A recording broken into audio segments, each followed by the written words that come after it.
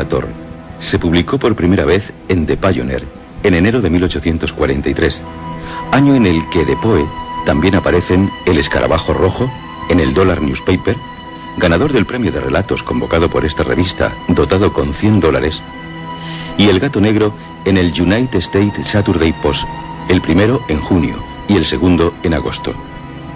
Es también el año en que intenta crear una nueva revista literaria, The Stylus. Poe, en El Corazón de la Tor, inspirado en un cuento de Dickens publicado en abril de 1840, The Clock Case, A Confession Found in the Time of Charles II, trata la manía de persecución obsesiva, un caso de esquizofrenia. El personaje acepta haber cometido un crimen, pero no el estar loco, lo cual se esfuerza en demostrar. Otra de las fuentes de este relato es un caso real, ocurrido en Salem el 6 de abril de 1830. J.F. Knapp contrató a R. Crownish-Hill para que robase y asesinase a J. White. Poe leyó la declaración del fiscal Daniel Wesser en el juicio contra J.F. Knapp. El Corazón de la Tor ha tenido varias adaptaciones cinematográficas, destacando las de Griffith, 1914, Geo Kelling, 1927, Brian Desmond Hart, 1934, Jules Deising, 1941.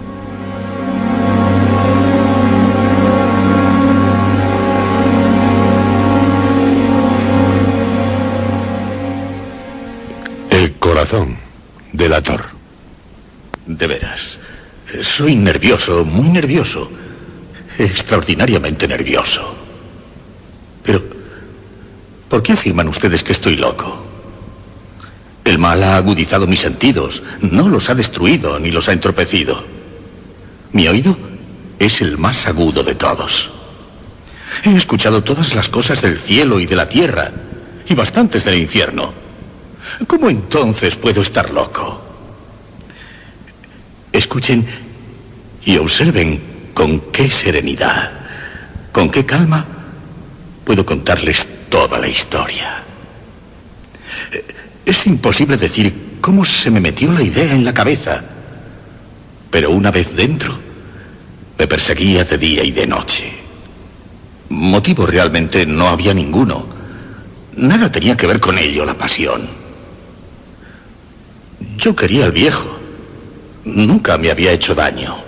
Nunca me había insultado. Su oro no me atraía. Creo que fue su ojo.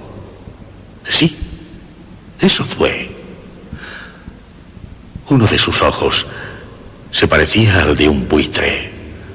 Un ojo azul pálido, velado todo él por una cutícula, una catarata, una nube.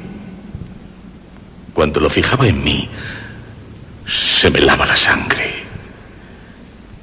Y así, lenta y gradualmente, se me metió en el cerebro la idea de matar al viejo y librarme de ese modo de aquel ojo para siempre.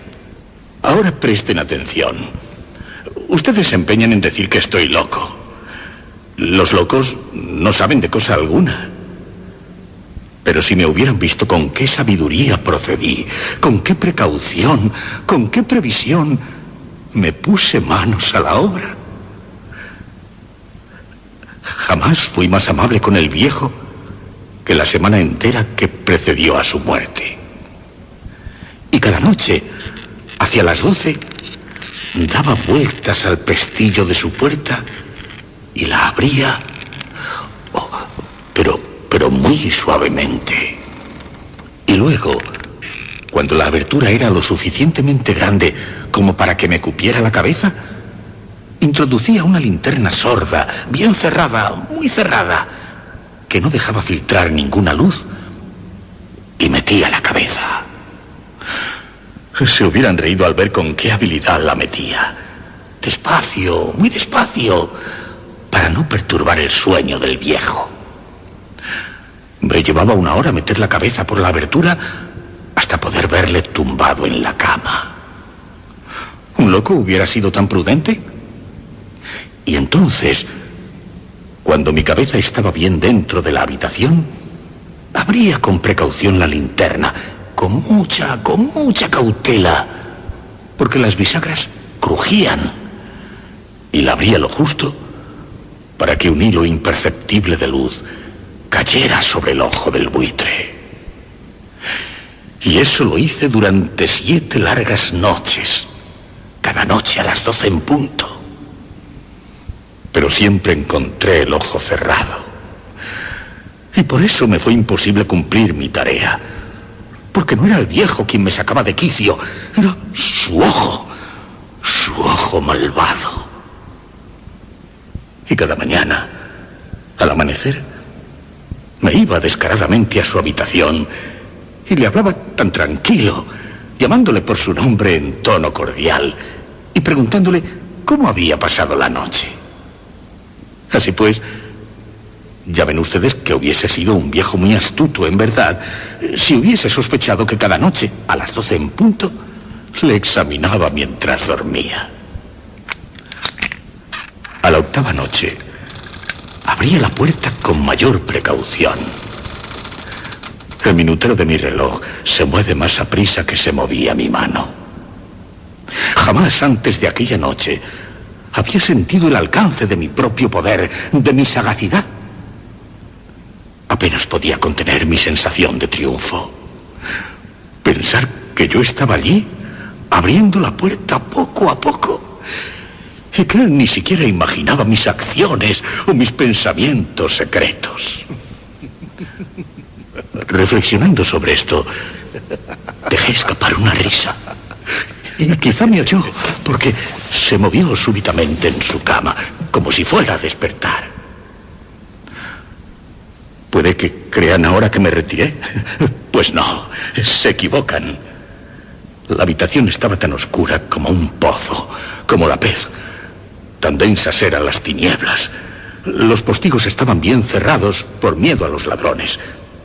Y sabiendo que no podía ver la puerta entornada, seguía abriéndola más, cada vez más.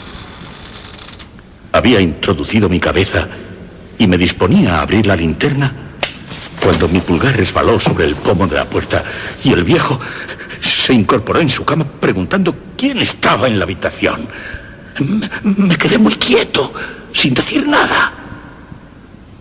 Toda una hora estuve sin mover un solo músculo y durante ese tiempo no lo oí acostarse.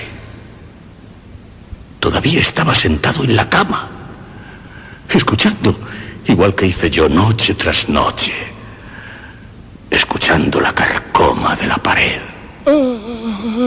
De pronto, escuché un débil gemido. Se trataba de un lamento de terror mortal. No era un lamento de dolor o de tristeza, oh no, era el rumor sordo y ahogado que escapa de lo íntimo de un alma sobrecogida por el pavor. Yo conocía bien ese ruido. Muchos días, a las 12 en punto, mientras el mundo dormía, habría brotado de mi propio seno, ahondando con su terrible eco los horrores que me torturaban. Digo que lo conocía bien.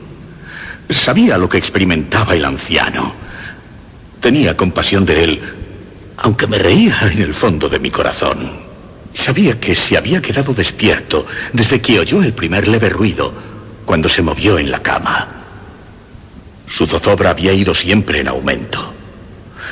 Procuraba persuadirse de que sus temores eran infundados. Seguramente se decía a sí mismo que no era nada. El viento en la chimenea, un ratón bajo el entarimado, un insecto cualquiera. Sí, seguro que procuró calmarse con cualquiera de estas hipótesis. Pero todo fue inútil, porque la muerte que se aproximaba había pasado ante él con su gran sombra negra y ya envolvía a su víctima. Y era la influencia fúnebre de la sombra inadvertida la que le hacía sentir, aunque no viese ni oyese nada, la que le hacía sentir la presencia de mi cabeza en la habitación.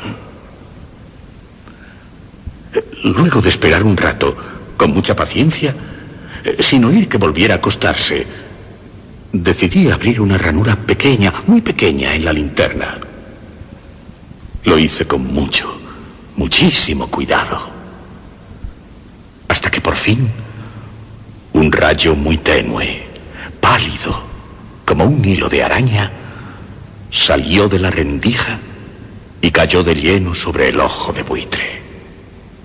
Estaba abierto, muy abierto, y me puse furioso mientras lo observaba. Me encolericé. Distinguí claramente su azul apagado y el horrendo velo que lo cubría y que me helaba la médula misma de los huesos. Pero no podía ver nada del resto del rostro del viejo, porque, como por instinto, había dirigido el rayo únicamente al maldito ojo. Les he dicho que lo que pasa por ser locura no es sino hipersensibilidad.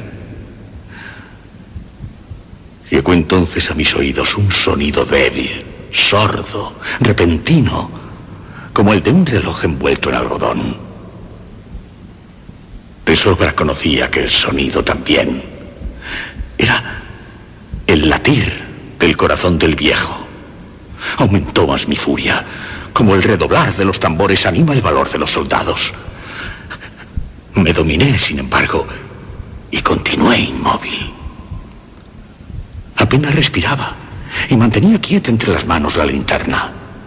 Me esforzaba en conservar el rayo de luz fijo sobre el ojo, y en tanto, el pálpito infernal del corazón del viejo era cada vez más fuerte, más rápido, sobre todo, más sonoro. El terror del viejo debía ser extremado. Ese latido se hacía más y más fuerte por momentos. ¿Me entienden? Ya les he dicho que soy nervioso, muy nervioso. Y entonces, a medianoche, en el silencio angustioso y terrible de aquella casa vieja, un ruido tan extraño me hizo experimentar un terror irresistible. Aún así, durante algunos minutos, me contuve y seguí inmóvil. Pero los latidos se oían cada vez más fuertes, más fuertes.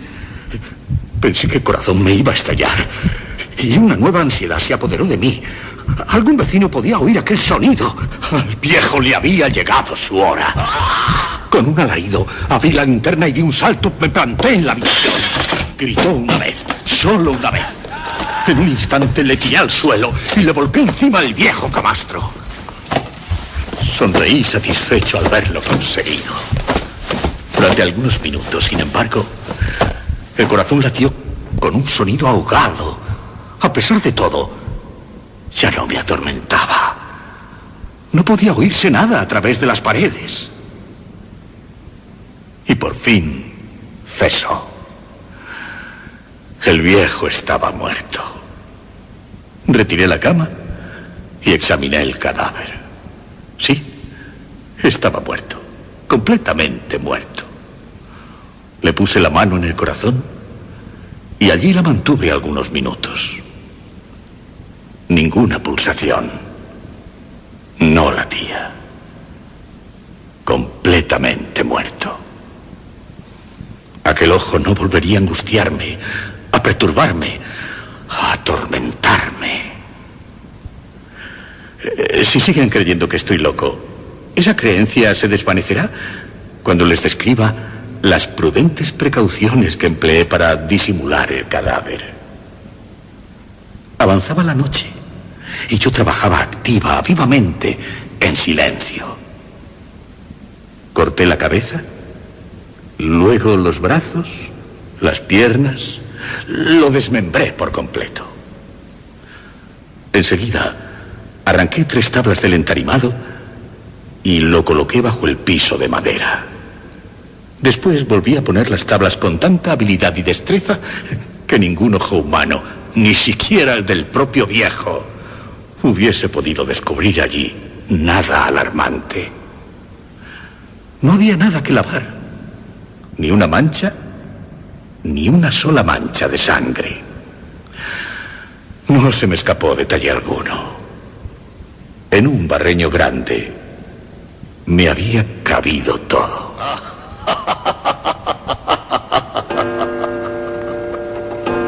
Cuando terminé tales trabajos, daban las 4 de la madrugada. y todo seguía tan oscuro como a medianoche. Al oírse las campanadas de la hora, llamaron a la puerta de la calle. Bajé a abrir muy tranquilo, pues, ¿qué podía temer ya? Entraron 3 hombres que se presentaron muy agradable y cortésmente como agentes de policía. Durante la noche, un vecino había oído un grito, haciéndole sospechar que algo malo había ocurrido, tal vez un crimen. Se había puesto una denuncia en la comisaría. A ellos los enviaron para registrar el lugar. Sonreía. Pues, ¿qué podía temer yo? Les di la bienvenida a los caballeros. El grito, les dije, lo había dado yo soñando. Y también les dije que el viejo estaba de viaje. Acompañé a los agentes por toda la casa, invitándoles a que buscaran bien. Finalmente, les conduje a su habitación.